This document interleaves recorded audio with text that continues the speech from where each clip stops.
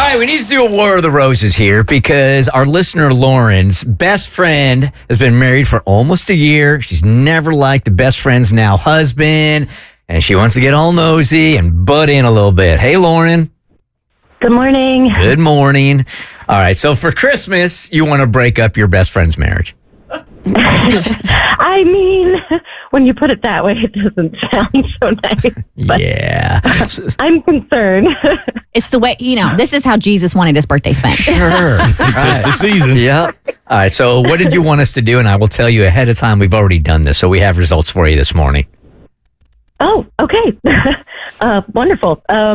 So essentially, here's the story. My best friend has been married for almost a year, and I've honestly never really liked her now husband.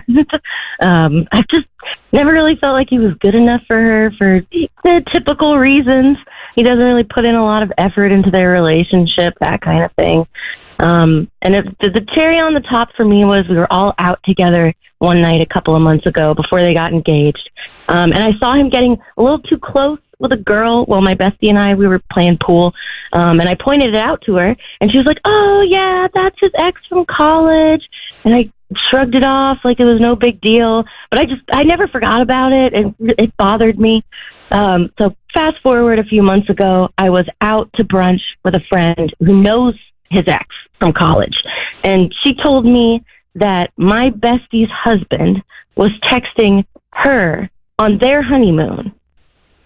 So my friend didn't have any proof, and I was terrified to, upset my best friend and rock her love boat, essentially. Mm-hmm. She's gotten upset with me before because I've been critical about her husband before.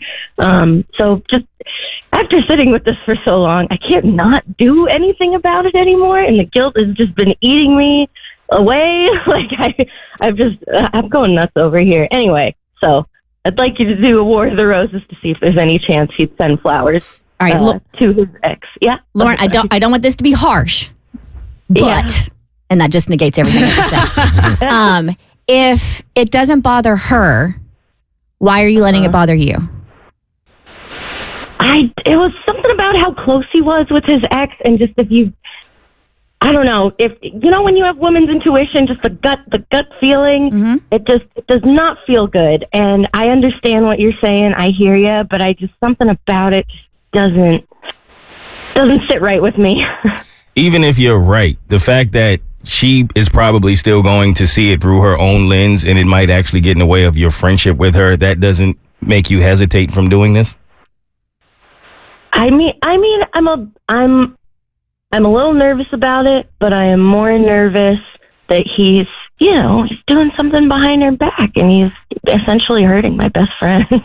So no, it's kind of more important I know what's going on than, I mean, if she'll have whatever reaction she has if there's fallout from this, but I'd rather try, know that I tried, and tried to be a good friend and figure it out than let it happen and be like, well, I don't know. Maybe it's just me.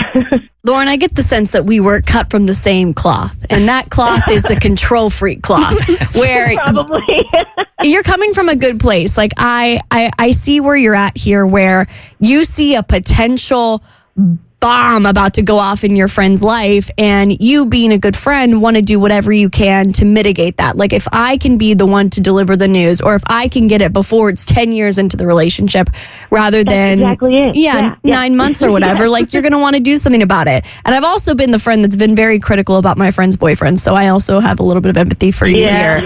So I get where you're coming from, and if I was in your same situation, I would want answers too, in terms of wanting to get tangible proof so that my friend could make the best decision for her relationship. I'm not necessarily trying to break up her relationship, but if she is doing something skeezy with this ex from college, I would want her to know. All right, Lauren, exactly. I'm curious here though.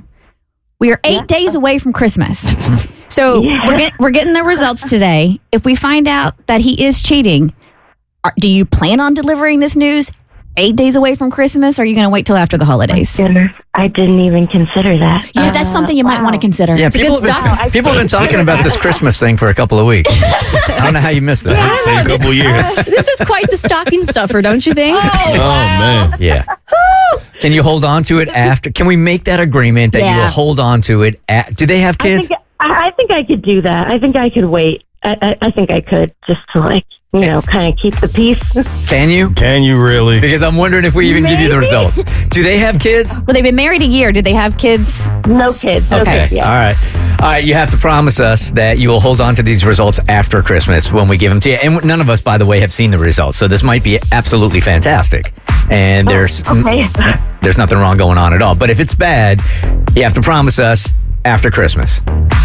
I can make that promise. I can do that. Okay. All right, so we sent a fake promotional email to the email address Lauren provided for her best friend's husband, and he was offered a free bouquet of flowers and was able to choose from several options with pictures, because we know boys like pictures when they have to choose things. The first one is one and only bouquet, a carefully selected blend of roses, daisies, and lilies. It makes for a truly unique and special gift. 2, your precious blushing shades of pink blooms are nestled in lush greens to charm anyone's day.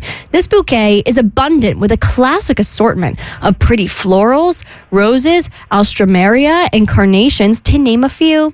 The third is wickedly mine, a festive bouquet that embodies the pinks and greens of wicked. Send this to the most popular person in your life to let them know you're in their life, quote unquote, for good. And the fourth is wintry whites. This ethereal arrangement features a harmonious blend of delicate white blooms, capturing the essence of pristine, snow-covered landscapes. The first promotional email was sent at 10:05 a.m., and then we didn't hear from him, so we sent a second one at 11:34 a.m., and then he was like, ooh, love a steal. So then he ordered the flowers at 12:07 p.m., and then he set the delivery for today to a home address. And this home is the home of his wife. How about that? All right. So he is sending the flowers to Lauren's best friend, and he chose the one and only bouquet, a carefully selected blend of blah, blah, blah, blah, blah, blah. I'm not cheating on you, roses. I'm sorry, Lauren. I know that's disappointing for you. Ruined your Christmas. No, oh God. I think Christmas might be saved, I guess. I just can't shake the feeling. I just have this horrible feeling. Yeah, you're going to have to look in different areas, though, because at least right here, he seems to be pretty loyal and pretty in love. So, but if you keep digging, go get him, girl. Don't you give up. Yeah, don't you dare give up now. You know what? Yeah, actually, this guy is a snake, and I'm not going to stop until I That's the spirit. The Bert Show.